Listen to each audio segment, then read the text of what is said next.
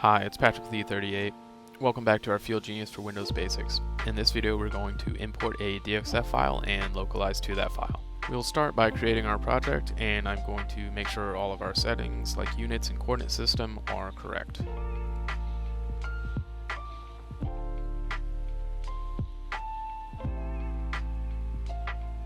Now we'll open the main menu and select Import Export, then CAD, Land XML templates, and DXF import.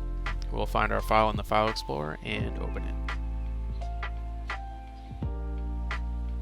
Now that we have our file imported, we are going to localize to it.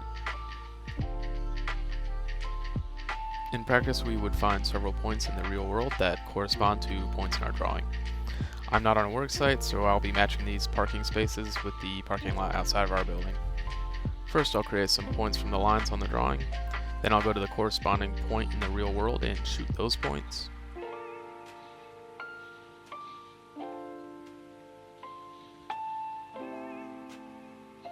For my own use, I'm going to describe this point by its corresponding point.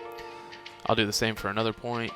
The more points we use to localize and the more spread out they are, the more accurate the localization will be.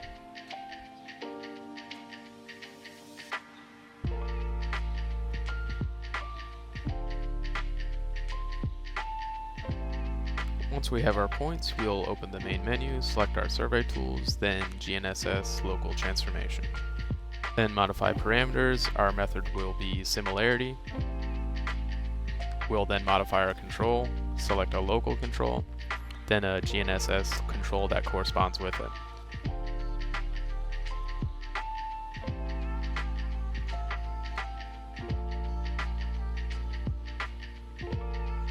We'll need at least 2 point pairs for this.